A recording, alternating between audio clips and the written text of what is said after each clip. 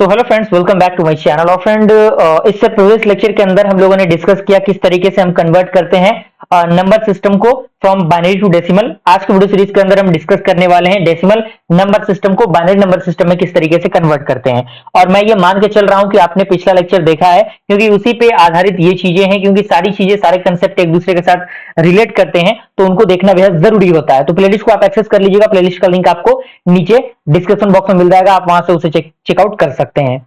तो ये directly example के अकॉर्डिंग हम बात करेंगे किस तरीके से डेसिमल को बाइनरी में कन्वर्ट करते हैं। तो डेसिमल में कुछ इस प्रकार का वैल्यू आपको दिया रहेगा, इसको बाइनरी में कन्वर्ट करने के लिए बाइनरी आपका दे देगा और बीच में आपका एक क्वेश्चन मार्क दे देगा और इसको कह देगा कि आप इसको डेसिमल से बाइनरी में कन्वर्ट करिए। तो अगेन फिर से वही चीजें, यहाँ पे दो पार्ट आपको मिलेगा, पहला इंटीग्रल पार्ट, दूसरा आपका फ्रैक्शनल पार्ट। तो सबसे पहले इंटीग्रल पार्ट के लिए हम सॉल्व करेंगे। अब इंटीग्रल पार्ट क्या होता है, फ्रैक्शनल पार्ट क्या होता है, इसके रिगार्डिंग मैंने पिछले लेक्चर के अंदर यानी फर्स्ट हमारा जो कन्वर्जन था उसमें मैंने ऑलरेडी डिस्कस किया हुआ है, आप उनको जरूर देखिएगा।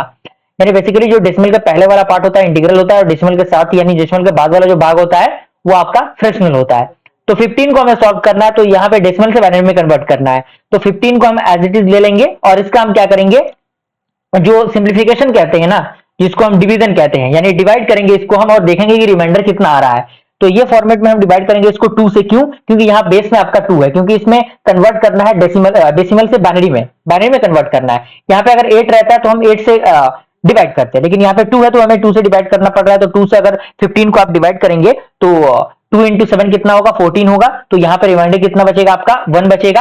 अगेन और 2 और 3 का मल्टीप्लीकेशन होगा तो 6 होगा और रिमाइंडर कितना बचेगा, 1 बचेगा, क्योंकि ये पूरा पूरा कह सकते हैं कि डिवाइड नहीं हो पा रहा है। फिर इसी तरीके से 2 इंटू 1 करेंगे तो कितना होगा, 2 होगा, लेकिन रिमाइंडर क्या बचेगा, 1 बचेगा।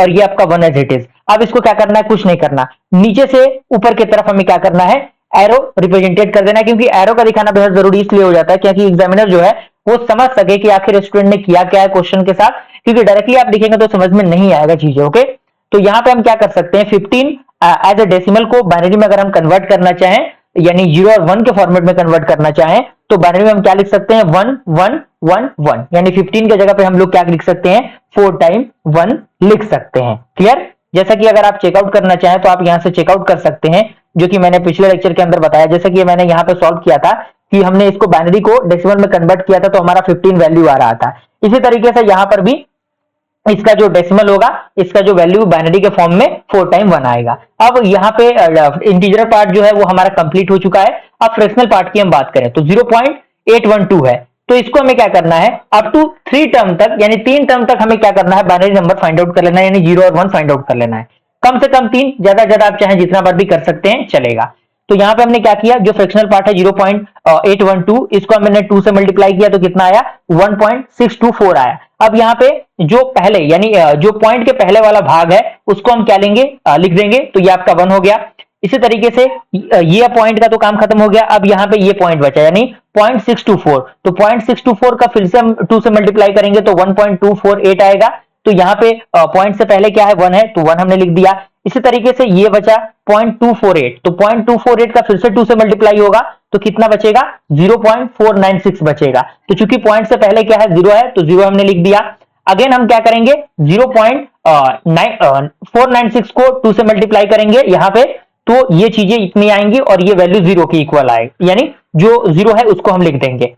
फिर हम क्या करेंगे, 0.992 को 2 से मल्टीप्लाई करेंगे तो 1.984 आएगा और यहाँ पे 1 हो जाएगा। क्यों? क्योंकि ये आपका 1 है।